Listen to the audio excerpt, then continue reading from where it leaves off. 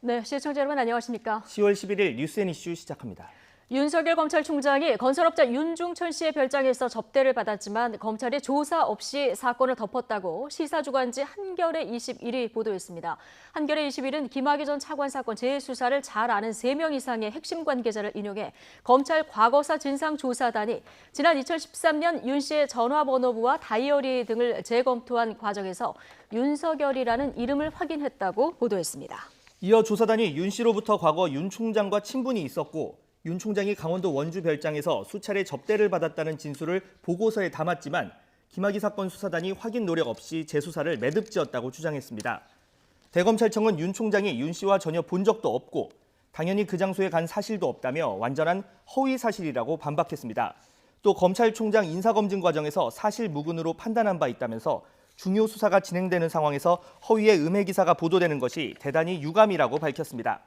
김학의 사건 수사단 관계자 역시 수사 기록 등에 윤 총장의 이름이 없었다며 윤 씨도 부인하고 물증도 없어서 추가 확인할 단서 자체가 없었다고 말한 것으로 전해졌습니다.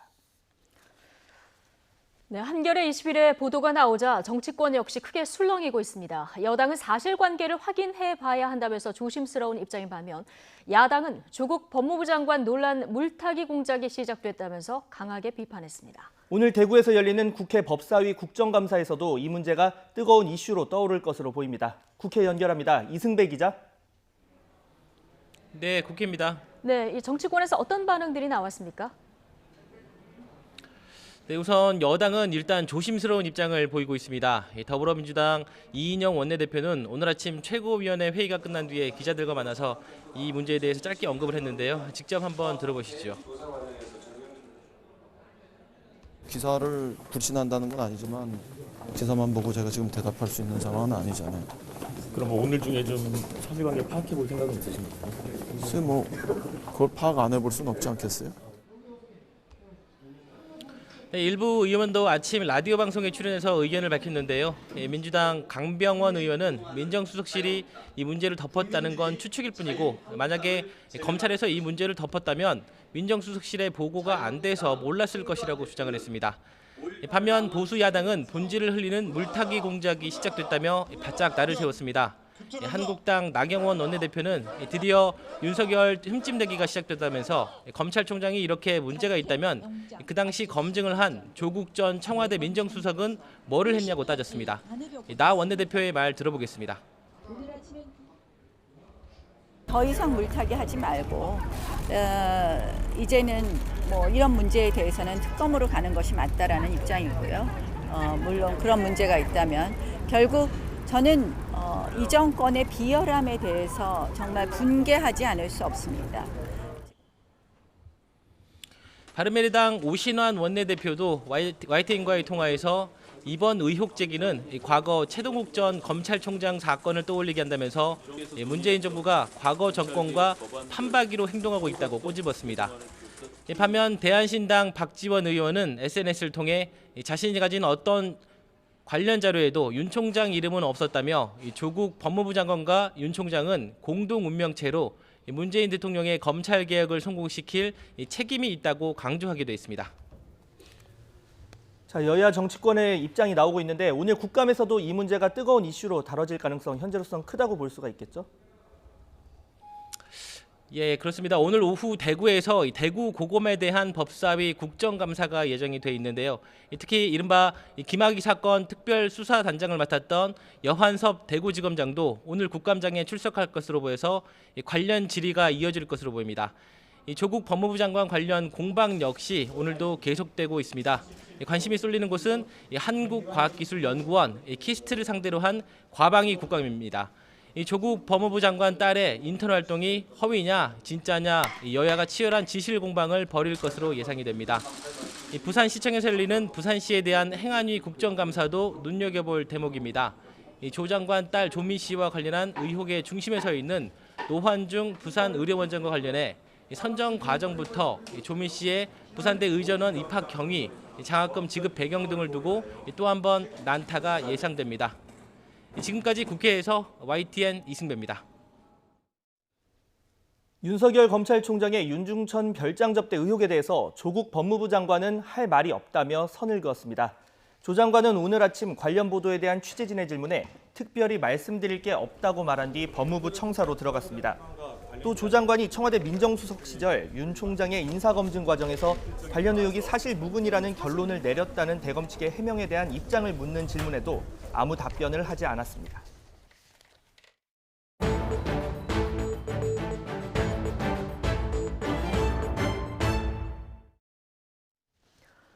유시민 노무현 재단 이사장과 조국 법무부 장관 부인 정경심 교수의 자산 관리를 담당한 증권사 직원 김경록 씨 인터뷰 내용이 최근 인터넷 방송에서 공개됐었죠. 김 씨가 증거인멸 혐의를 인정한 내용은 방송에서 편집됐다는 지적이 나오자 노무현 재단 측은 시민들 판단에 맡기겠다면서 녹취록 전문을 공개했습니다. 검찰은 조만간 정 교수를 4번째로 불러 조사하고 신병 확보에 실패한 조 장관 동생에 대한 구속영장을 재청구할 방침입니다. 취재기자 연결하겠습니다. 조성호 기자. 네, 서울중앙지검입니다. 네, 지금 KBS 취재기자들과 유시민 이사장 간의 공방이 치열한데 일단 어제 유시민 이사장과 김경록 씨 인터뷰 녹취 전문이 공개가 됐습니다. 다 들어보면 어떤 내용으로 해석할 수 있습니까? 네, 먼저 유시민 이사장은 지난 8일 인터넷 방송에서 증권사 직원 김경록 씨와 인터뷰 녹취 일부를 공개했습니다. 당시엔 조국 장관 부인 정경심 교수가 오촌 조카 조범동 씨에게 속아 사모펀드에 투자한 것으로 보인다는 내용을 강조했는데요. 방송된 육성 녹취를 일부 들어보시겠습니다. 예. 네, 조범동이 도망가잖아요. 조범동이 사기꾼이다라고 생각을 하고 그림을 보면 매우 단순한. 네, 김 씨가 정 교수의 자택과 연구실 컴퓨터 하드디스크를 반출한 것도 유리한 자료를 확보하려던 것이지 증거인멸은 아니라는 취지로 방송했습니다. 하지만 두 사람의 인터뷰 녹취록 전문에는 다른 내용이 담겼습니다. 김 씨는 컴퓨터를 옮기거나 교체한 행위 자체를 증거인멸로 인정하는 게 맞다고 말한 것으로 되어 있습니다. 자신과 정 교수가 멍청한 행동을 한 것 같다며 정 교수가 법이 정한 테두리 안에서 생각할 여유가 없던 것 같다고도 했습니다. 본인의 범죄 혐의와 관련한 증거를 없애거나 숨기면 죄가 되진 않는데 왜 자신에게 지시했는지 의문이란 취지입니다. 이런 내용은 방송되지 않았는데요. 검찰은 특정 시각으로 편집돼 유감이라면서 김 씨가 조사 과정에서 증거인멸 혐의를 인정했다고 반박했습니다. 정 교수 측의 유리한 내용만 편집했다는 논란이 일자 노무현 재단 측은 녹취록 전문을 뒤늦게 공개하면서 시민들이 진위를 판단해달라고 밝혔습니다. 재단 측은 김 씨가 유 이사장의 감사의 뜻을 담은 문자 메시지도 공개했는데요. 공개된 문자에는 인터뷰를 후회하지 않고 편집에도 문제가 없다는 김 씨의 입장이 담겨 있습니다. 네, 지금 조국 장관 관련 수사도 예정보다 길어지는 모양새입니다. 정경심 교수 3차례 불려 나와서 조사를 받았는데 추가 소환 일정은 정해졌습니까? 대검찰청이 공개 소환 폐지 지침을 내린 이후에 피의자 소환 일정을 미리 알기는 사실상 불가능해졌습니다. 예. 정경심 교수는 사모펀드 의혹과 관련된 혐의, 딸의 동양대 표창장을 위조한 혐의 등을 받고 있는데요. 말씀하신 것처럼 3차례 소환 조사를 받았지만 정 교수의 건강 등을 이유로 충분한 조사가 이루어지지 못했습니다. 때문에 검찰은 정 교수의 변호인단과 4번째 추가 소환 일정을 조율하고 있어서 이르면 이번 주말 나올 가능성도 있습니다. 검찰은 정 교수 소환 조사가 장시간 지연되거나 협조가 어려울 경우 추가 조사 없이 구속영장을 청구하는 방안도 거론되고 있습니다. 검찰은 조국 장관의 동생 조모 씨에 대해서도 구속영장을 다시 청구하겠다고 밝혔는데요. 조 씨는 웅동학원 사무국장으로 일하면서 교사 채용 대가로 지원자 부모 2명으로부터 1억 원씩을 받은 혐의를 받고 있습니다. 검찰은 돈을 받아 조 씨에게 전달한 2명은 구속됐고 관련 진술과 증거가 있는데도 영장이 기각된 것은 이해할 수 없다는 입장입니다. 법원은 조 씨의 주요 범죄 혐의로 영장이 적시된 배임죄, 다시 말해 웅동학원과 허위소송을 벌인 혐의에 대해 다툼의 여지가 있다며 영장을 기각했는데요. 이 부분에 대한 증거를 보강해 다시 법원에 구속 여부를 판단해달라고 요청할 것으로 보입니다. 지금까지 서울중앙지검에서 YTN 조성호입니다. 전국 철도 노동조합이 오늘 오전 9시부터 72시간 경고 파업에 들어갔습니다. 새마을호 등 일반 열차와 KTX 운행률이 60%에서 80%에 그칠 것으로 보여서 주말을 앞두고 시민 불편이 예상됩니다. 서울역에 YTN 취재기자 나가 있습니다. 백종규 기자. 네, 서울역에 나와 있습니다. 예, 자, 오늘 아침부터 철도 노조의 파업이 시작이 됐는데요. 지금 현장 상황은 어떻습니까? 네, 현장에서 보기에는 큰 혼란은 이어지고 있지 않은 상황입니다. 전국 철도노동조합의 72시간 경고 파업이 미리 예고된 데다 운행률도 크게 떨어지지 않았기 때문입니다. 이곳 서울역 곳곳에 있는 전광판에는 파업을 알리는 문구들이 안내되고 있습니다. 사흘 동안 이어지는 이번 파업 기간 광역전철은 88% 수준으로 유지됐다가 파업 마지막 날에는 정상 운행됩니다. KTX는 평소 대비 72% 수준인데 파업에 참여하지 않는 SRT와 합치면 운행률이 87% 정도 됩니다. 새마을호와 무궁화호 등 일반 열차는 60% 선대, 화물 열차는 평상시와 비교하면 운행률이 30%대에 그칩니다. 코레일은 비상수송 대책을 마련해 열차 운행 횟수를 최대한 유지한다는 계획입니다. 또 파업 기간 필수 근무 인력과 지원 인력 14,000여 명을 현장에 투입할 예정인데 그래도 평소 일하는 총 인력에 비하면 62% 수준입니다. 따라서 오늘 퇴근 시간 이후부터는 본격적인 혼잡이 이어질 것으로 예상이 됩니다. 승객들이 파업 사실을 모른 채 역까지 갔다가 헛걸음하는 낭패를 겪을 수도 있는데요. 국토교통부는 파업 기간 예매 승차권 2만 석이 예약 취소가 이루어지지 않았다고 밝혔습니다. 이용객들은 열차 운행이 취소됐는지 확인하고 철도공사 홈페이지와 모바일 앱 등을 통해 예약을 취소할 수 있습니다. 국토부는 시민들의 불편을 줄이기 위해 대체 교통수단도 최대한 활용할 방침입니다. 네, 철도 노조가 파업을 벌이는 이유, 그러니까 요구안은 어떤 것입니까? 네, 철도 노조의 요구안은 모두 4가지입니다. 우선 노조는 그동안 총 인건비가 잘못 책정돼 있어서 연차 보상이나 수당 등이 제대로 지급되지 않았다고 밝히고 있습니다. 수당을 정상화하고 임금도 4% 정도 올려달라고 요구하고 있습니다. 또 지금 3조 2교대인 인력 운영을 4조 2교대로 전환해달라고 요구안을 제시했습니다. 생명 안전 업무 정규직화와 자회사 처우 개선과 올해 안에 KTX와 SRT 통합 등도 요구하고 있습니다. 하지만 코레일 측은 노조의 요구안이 기획재정부와 국토교통부 등 정부 차원에서 논의가 필요한 사안이라며 맞서고 있습니다. 철도노조는 요구안이 제대로 받아들여지지 않으면 다음 달 본 파업을 벌이겠다고 예고한 가운데 조금 전 10시쯤에 손병석 코레일 사장이 대국민 사과문을 발표했습니다. 코레일은 국방부 대체 인력을 투입하는 등 종합 비상 수송 대책을 세웠지만 부득이하게 열차 운행이 줄었다며 시민들의 불편이 이어진 것에 대해 사과하고 앞으로 노조와 진정성 있는 대화를 해나가겠다고 밝혔습니다. 지금까지 서울역에서 YTN 백종규입니다.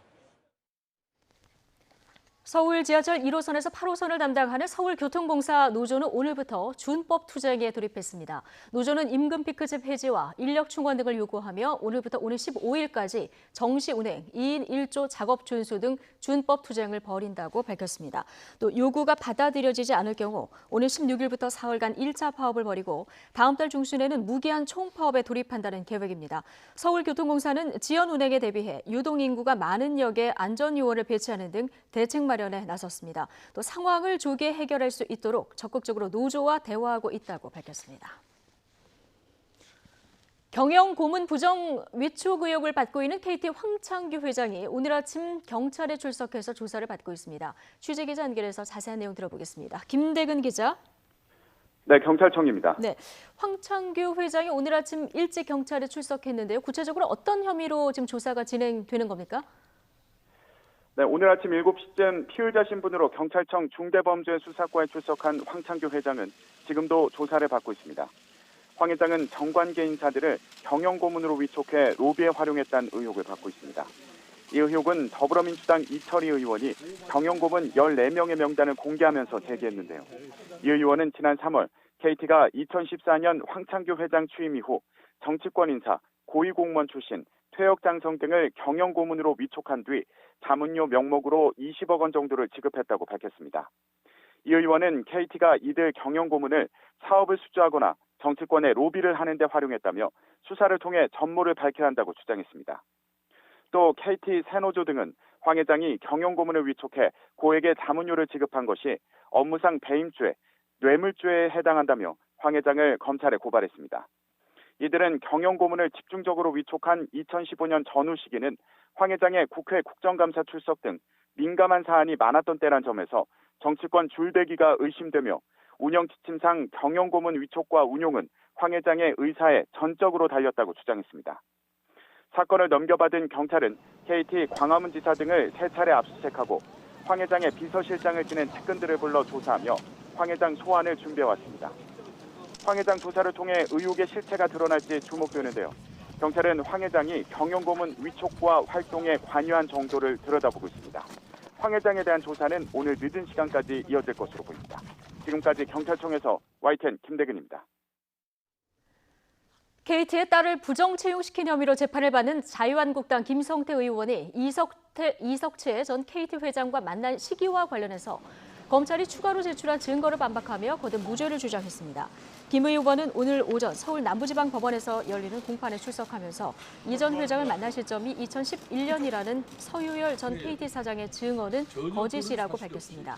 특히 자신의 주장에 맞서 서 전 사장이 지난 2009년 저녁 모임에 참석할 수 없었다며 검찰이 제출한 통원과 입원 치료 내용은 허위 증언에 기초한 만큼 추가 증거로 볼 수 없다고 주장했습니다. 그러면서 검찰 측을 향해 이 전 회장과 만난 시점이 2011년이라는 서 전 사장의 증언을 입증할 수 있는 증거를 제출하라고 요구했습니다. 화성 연수의 살인 사건 가운데 8차 사건을 둘러싼 논란이 커지고 있습니다. 8차 사건도 자신의 소행이라는 이춘재의 자백이 나오고 당시 범인으로 지목돼 확정 판결까지 받은 윤 씨가 억울함을 호소하면서 파문이 커지고 있는데요. 특히 YTN 취재 결과 이 8차 사건에 대한 이춘재 자백이 상당히 구체적이었다고 합니다. 담당 취재기자 연결해서 자세한 내용 들어보겠습니다. 안윤학 기자. 네, 경기 남부지방경찰청에 나와 있습니다. 예, 먼저 YTN이 단독 보도한 내용이죠. 8차 화성 사건과 관련한 이춘재 진술부터 좀 정리해 볼까요? 네, 어제 경찰은 공식 브리핑에서 8차 사건과 관련한 이춘재 자백에 유의미한 부분이 있다. 다시 말해 범인만이 알만한 내용을 진술했다. 이렇게 밝혔는데요. 당연히 그 유의미한 진술이 무엇인지에 대한 의문이 컸습니다. 취재 결과 그건 범행 장소 등에 대한 이춘재의 구체적인 그림과 설명이었습니다. 이춘재가 살인사건 14건에 대해 모두 범행 장소를 구체적으로 그렸는데 거기에 8차 사건도 포함되어 있었던 겁니다. 이춘재는 방 구조와 크기도 구체적으로 또 정확히 그려낸 것으로 알려졌습니다. 뿐만 아닙니다. 이춘재는 주택 침입 방법과 함께 8차 피해자 13살 방 모양의 특정 신체 부위마저도 구체적으로 설명한 것으로 전해졌습니다. 진범이 아니면 알 수 없는 내용들입니다. 예. 자, 반면에 당시 범인으로 특정됐던 윤모 씨, 지금까지도 억울함을 호소하고 있죠? 네, 윤 씨는 최근 언론 인터뷰를 통해 경찰의 혹독한 고문에 못 이겨 거짓 자백을 했다고 거듭 주장했습니다. 경찰도 지금까지 윤 씨를 2차례 면담했습니다.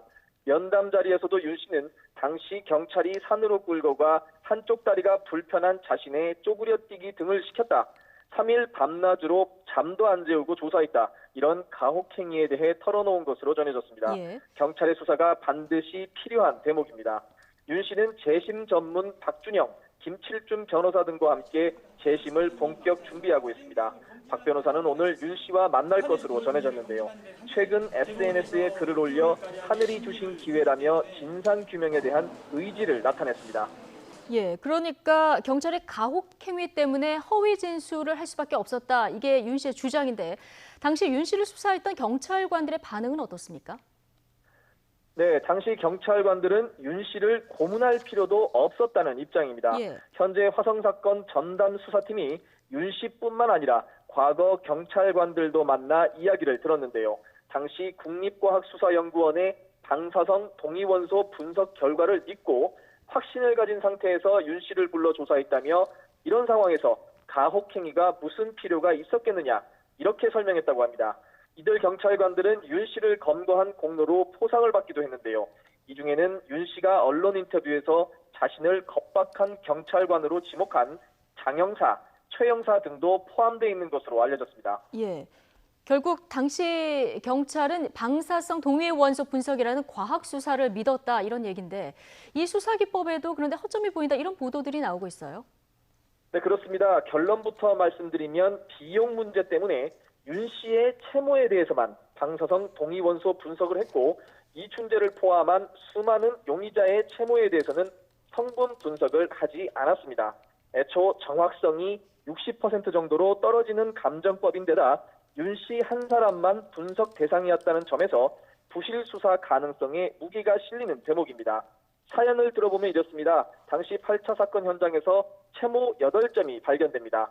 이에 경찰은 국가수의 성분 분석을 의뢰하는 동시에 수많은 사람을 용의선상에 올려놓고 채모를 채취하게 됩니다. 그런데 일부는 형태학적 소견이 다르다며 이춘재 등 일부는 혈액형이 다르다는 이유로 용의선상에서 제외합니다. 당시는 현재처럼 DNA 분석이 없던 상황입니다. 그리고 최종적으로 남았던 게 윤 씨였던 겁니다.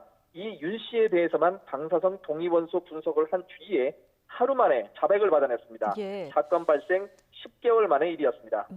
지금 안윤학 기자 얘기를 들어보면은 앞으로 경찰이 규명해야 할 부분이 굉장히 많아 보이는데요. 앞으로 경찰 수사는 어떤 방향으로 진행될까요? 네, 경찰은 크게 두 가지 방향을 잡고 있습니다. 첫째는 이춘재 자백의 신빙성을 검증한다. 둘째는 과거 경찰 수사가 잘못됐을 가능성을 확인한다. 먼저 이춘재 자백을 검증하기 위해 경찰은 보다 구체적인 진술을 끌어내기 위해 면담을 이어가고 있습니다. 해당 진술과 과거 수사 기록 사본을 비교해서 분석하는 겁니다. 또 과거 증거 가치가 없어서 검찰에 송치하지 않았던 증거물을 발견했습니다. 그거를 최근 국과수에 DNA 분석을 의뢰했는데요. 그중 하나가 현장에서 발견된 토끼풀 한 가닥인데 경찰은 이춘재의 DNA가 나올 가능성은 희박하다며 크게 기대를 걸진 않는 분위기입니다. 과거 경찰 수사에 대해서는 일단 당시 방사성 동위원소 분석 결과가 제대로 됐던 것인지 국과수에 재검증을 요청했습니다. 당시 경찰관들과 윤 씨의 진술이 엇갈리는 만큼 윤 씨를 범인으로 특정했던 증거물들에 대한 신빙성을 검증해 보려는 의도로 풀이됩니다. 지금까지 경기 남부지방경찰청에서 YTN 안윤학입니다. 박정희 정부 시절 국가보안법 위반 혐의로 육군보안사령부에 체포돼 징역 15년을 확정받은 80대 남성이 재심으로 45년 만에 무죄를 인정받았습니다. 대법원은 국가보안법 위반 등의 혐의로 기소돼 징역 15년을 확정받은 81살 정모 씨의 재심 사건 상고심에서 무죄를 선고한 원심 판결을 확정했습니다. 앞서 정 씨는 지난 1973년 반국가단체에 가입해 북한 노동당 지령에 따라 국가기밀을 누설한 혐의로 보안사에 체포돼 재판에 넘겨졌고 징역 15년을 확정받고 수감됐었습니다. 정 씨는 출소한 뒤 재심을 청구했고 재심 재판부는 수사 권한이 없는 보안사 소속 수사관이 경찰 대신 수사를 했다는 점에서 절차 위반 행위가 적법 절차의 실질적 내용을 침해했다고 판단했습니다. 이동통신사가 휴대전화 단말기 제조사와 협의해서 출고가를 높게 측정한 뒤 오른 가격만큼 고객에게 보조금을 주는 방식으로 단말기를 판매한 건 속임수로 고객을 유인한 행위에 해당한다는 대법원 판결이 나왔습니다. 대법원은 SK텔레콤이 공정거래위원회를 상대로 시정명령과 과징금 납부 명령을 취소하라면은 소송 상고심에서 원고 패소로 판결한 원심을 확정했습니다. 재판부는 SK텔레콤과 단말기 제조사가 협의해 사전 장려금을 반영해 출고가를 높인 뒤 이를 재원으로 소비자에게 약정외 보조금이 지급되도록 했다며 고객을 속임수로 유인한 행위가 맞다고 판단했습니다.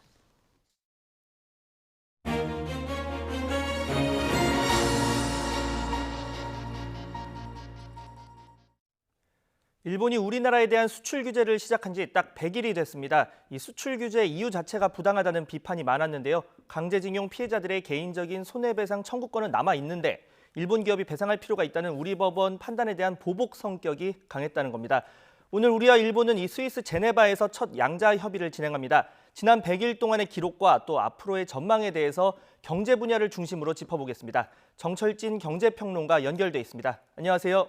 네, 안녕하십니까. 네, 먼저 이 말씀드렸던 대로 지난 100일을 먼저 짚어봐야 할 것 같습니다. 먼저 지난 100일간 어떤 영향이 있었는지를 총평해 보신다면 좀 어떻게 될까요?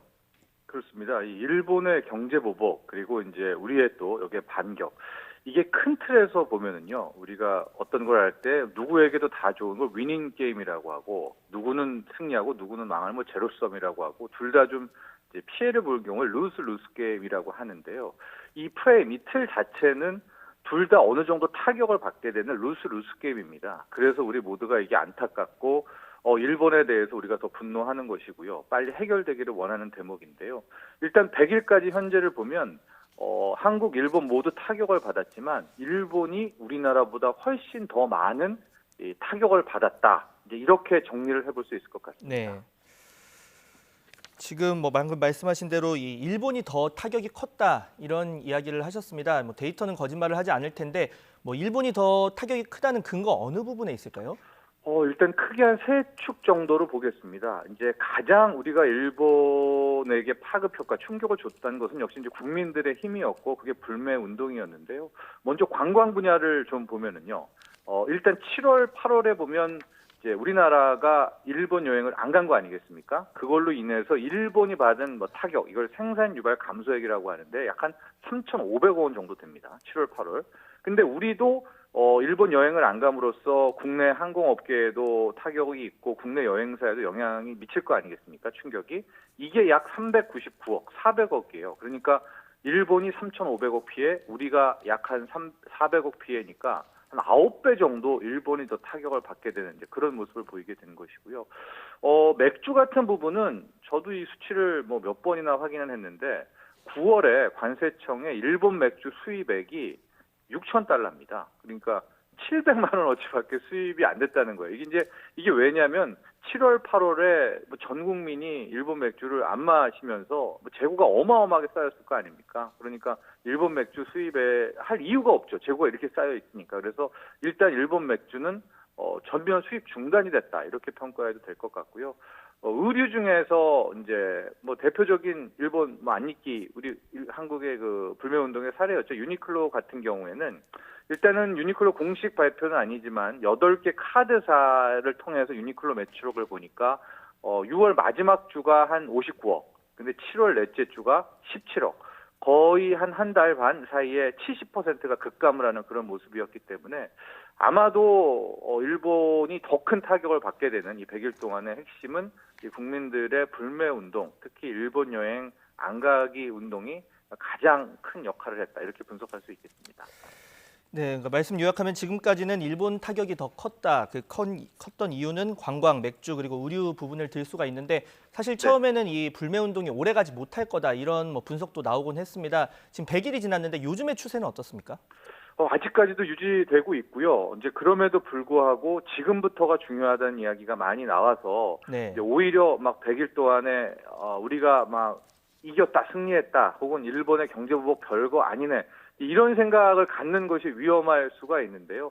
가령 이제 일본 관광 같은 경우에도 이제 석 달 동안 유지되고 있는데 적어도 내년 1분기 한 3월까지 가서 일본의 온천 여행이라든가요, 뭐 저쪽에 이제 추운 뭐 삿포로라든가 이런 지역의 여행까지도 완전히 불매될 경우에는 완전히 이제 일본 소비 이 경제에 타격을 주게 되거든요. 이 정도까지 올라와야 되기 때문에 아직까지는 잘 지켜지고 있다, 이런 분위기가 좀 더 뭐 유지돼야 될 것 같다, 이렇게 이야기할 수 있겠습니다. 네, 지금부터가 중요하다는 말씀을 해주셨고, 지금 우리 불매 운동이 일본 기업에 주는 영향을 살펴봤다면 이제는 일본의 수출 규제로 인한 우리 기업들의 피해에 대해서도 한번 살펴보겠습니다. 지금은 그러니까 건건히 수입 허가를 받고 있는 건데 이 실제 수입에 좀 타격이 있습니까? 그렇죠. 이제 굉장히 좀 절차상으로 불합리하고 불편한 경우는 굉장히 많았었는데요. 그럼에도 불구하고 일단은 우리가 한숨을 돌렸고 큰 위기를 면했다, 이렇게 볼 수가 있는 게 당초에 가장 큰 문제가 이제 그 세 가지 핵심 소재 부품이었지 않았었습니까? 불어수소라든가 포토레지스트라든가 폴리이미드라든가. 그래서 이 세 가지를 끝까지 수출을 안 할 경우엔 최악의 경우 뭐 9월 말 10월께부터는 반도체 공장이 라인이 멈춰설 수도 있다. 이제 이 정도까지도 우리가 큰 위기의식을 갖고 대응을 했었는데 결과적으로 일본의 행태를 좀 보면 굉장히 늦추고 소위 말하는 뭐 수출도 까다롭기는 했지만 결과적으로 수출을 하거든요. 일본이 우리에게. 그리고 수출할 때 뭐 3개월 이상의 물량들을 우리에게 이제 수출하는 그런 경향을 보입니다. 이게 뭐냐, 결국은 이 핵심 부품이기는 하지만 그 이유는 결국 또 일본 기업 입장에서는 우리 한국의 수요가 없으면 그 기업이 망합니다. 뭐 가령 우리의 수요가 90% 정도가 되는 그런 부품도 있었기 때문에, 그래서 어쨌거나 우리가 했었던 최악의 상황은 아니다. 그럼에도 불구하고 제가 누누이 말씀드리지만은 여기서 안심을 한다거나 이거 별거 아닌다거나 하는 이제 긴장을 풀 정도는 아니다, 이렇게 볼 수가 있겠고요. 그 사이에 또 우리가 또 일본에게 어느 정도 좀 불안감과 타격을 줄 수 있었던 것이 빠르게 우리도 이 다른 부품 다변화를 실시한다라고 이제 노력을 하게 됐거든요. 그래서 불화수소 같은 경우에도 이 반도체 쪽은 아니지만 디스플레이 쪽에서는 뭐 대만산이라든가 그러니까 대체 다변화를 찾고 이런 모습들을 일본에 전달하게 되면서 일본 기업도 좀 위기감을 느끼게 되는, 아직까지 이제 그런 행태로 좀 대응을 잘해왔다 볼 수 있겠습니다. 네, 뭐 절차가 까다로워졌지만 결과적으로 일본 기업도 수출을 하지 않으면 살아남을 수 없기 때문에 현재로서는 그렇습니다. 뭐 크게 문제는 없다, 하지만 앞으로가 중요하다, 이런 말씀 해주셨고, 앞으로가 중요하다면 결국에 국산화 문제가 될 텐데요. 이 뭐 수입처 다변화도 해야겠지만 결국에 일본에게 거의 100% 의존하는 어떤 부품들을 국산화해야 된다. 이런 면에서 단시간에는 어려울 것 같은데 현장 분위기는 좀 어떻습니까? 그렇습니다. 이제 그래서 우리 정부도 그렇고 기업도 그렇고 투 트랙으로 대응을 하고 있는데요. 일단 급박하잖아요. 공장은 돌려야 되니까 첫 번째는 일본 외에 또 다른 곳이 있느냐라고 해서 단기적으로는 이제 수입처 다변화. 그래서 대만에 간다든가 아니면 러시아에도 한번 타진을 해본다든가 독일 쪽에도 이제 부품이 실력이 좋으니까 이제 타진을 해보지만 결과적으로 중장기적으로는 이전 핵심 부품 소재 장비에 대해서는 국산화를 실시하는 이 두 가지로 대응을 하고 있는데요. 일단 저는 이 국산화 쪽에서는 급하게 마음 먹어서는 오히려 망칠 수 있다 이런 겁니다. 지금 뭐 내용들은 100개의 전략적 핵심 품목을 5년 내에 다 국산화하겠다. 되게 목표도 좋고 열심히 이제 뛰는 것은 좋지만 막 이런 것들을 형식적으로 맞추기 위해서 좀 무리를 한다거나 라기보다는 오히려 이 참에 한 걸음 한 걸음 기초를 탄탄히 하고 나아가는 그런 쪽의 방향이 훨씬 더 큰 도움이 될 것 같다. 이런 생각을 해보고요. 정부도 이번에 이제 많이 예산도 내년부터는 2조 원 넘게 본 예산에서 이제 부품 소재 장비 국산화에 투입이 되게 되고 대통령 직속의 민간합동 경쟁력위원회도 가동하고 이제 여러 가지 노력을 하고 있지만 저는 오히려 정부가 더 해야 될 일은 중소기업과 이 대기업 사이의 공정 경제라는 이 판을 좀 긍정적으로 가는 이런 어떤 심판관의 입장에서 나아가는 것들, 특히 이제 중소기업이 맘 놓고 좀 할 수 있는 히든 챔피언, 그러니까 이런 좀 판을 잘 깔아주는 역할에 더 초점을 맞췄으면 좋을 것 같다. 이런 조언도 함께 해드리고 싶습니다. 네, 방금 이 정부의 지난 100일 동안의 그동안 일에 대해서 자평을 해주셨는데 그동안 일본을 넘어서자 이런 극일의 메시지를 많이 정부에서 강조를 했습니다. 또 문재인 대통령도 소재나 부품 기업 등을 방문을 해서 국산화를 해야 한다 이런 필요성을 강조했고 또 어제 삼성 공장도 찾았고요. 또 네. 국산화뿐 아니라 필요한 지원책이 있으면 말을 해달라 이런 주문도 했고 결국 기업들 입장에서는 정부가 그런 점을 속시원히 긁어주면 일본과의 이런 기술 경쟁이라던가 수입이 제대로 되지 않는 부분에 대해서 많은 도움이 있을 것 같은데 지금 정부가 해야 할 가장 큰 일 뭐가 있을까요?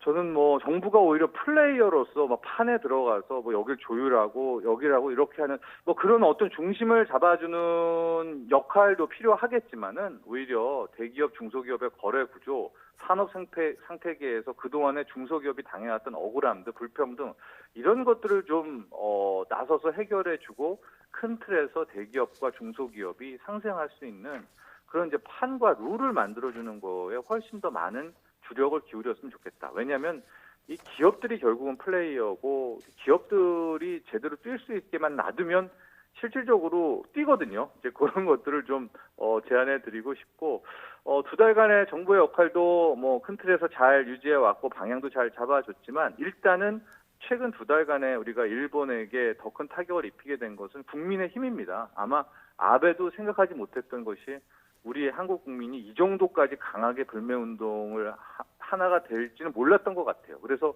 오히려 충격을 받은 것 같은데 지금부터는 국민은 이런 모습들로 계속해 나가고 이제 정부가 아까 말한 것처럼 중장기적으로 큰 눈으로 묵직하게 좀 나아갔으면 하는 바람이 있습니다. 네, 지금까지 정철진 경제평론가와 함께 일본 수출 규제 100일 그리고 앞으로의 전망 알아봤습니다. 수고하셨습니다.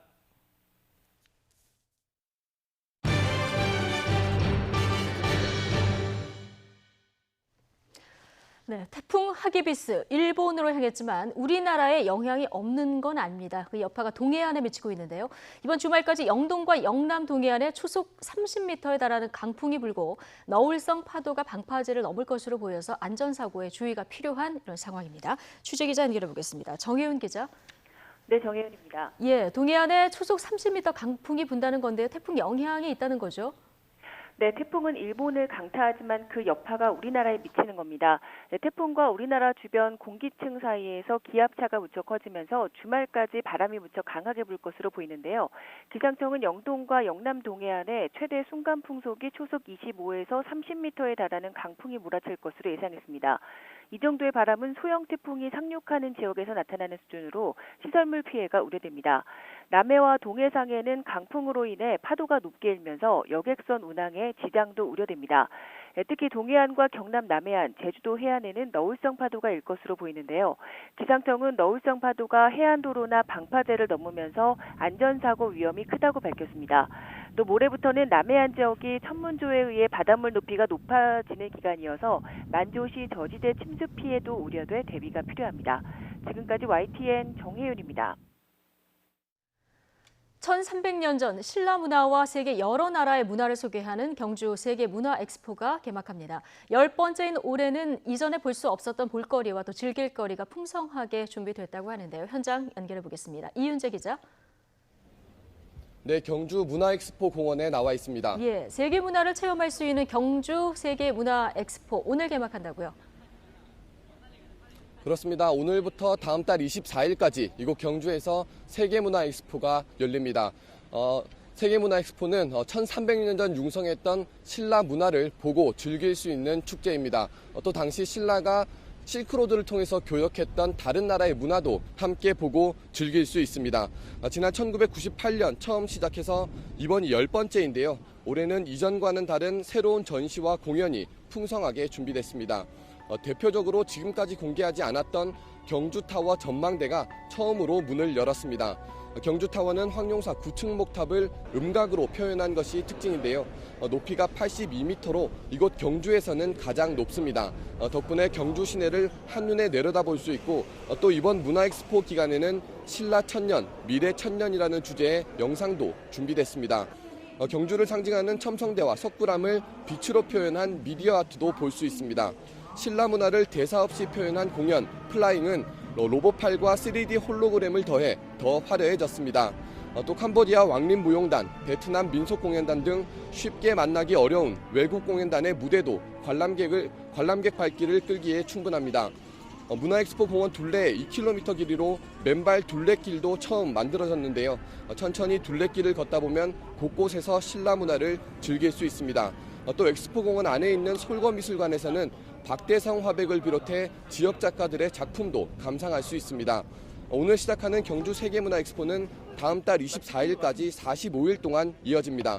경주에서 선선한 가을과 함께 신라 또 세계문화를 즐기는 것도 좋을 것 같습니다. 지금까지 경주에서 YTN 이윤재입니다.